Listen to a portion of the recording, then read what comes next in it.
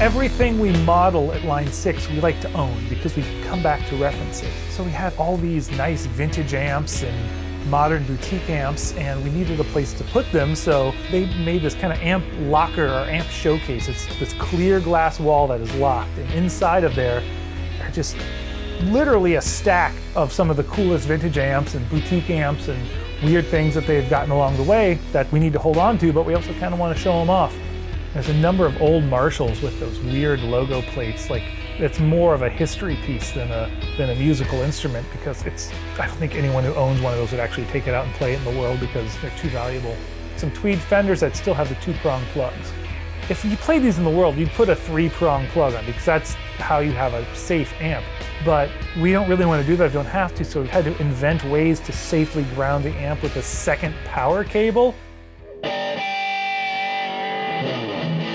We have a Gibson amp from 1939. I think that might be our oldest one. It has a field coil speaker, which is a totally different way of having a musical instrument speaker. And it just sounds great. It's super gnarly, very chewy.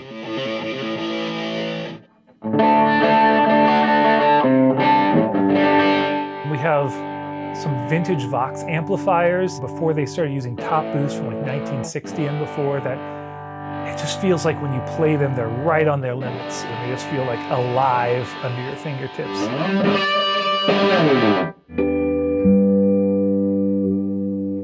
When I started working at Line 6, one of my jobs was to keep all these amps healthy.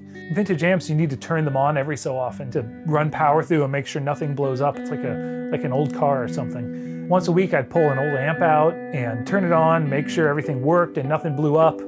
Occasionally, I'd have to check a model. So I'd pull a vintage amp out and I'd check it against the model and make sure everything was running correctly.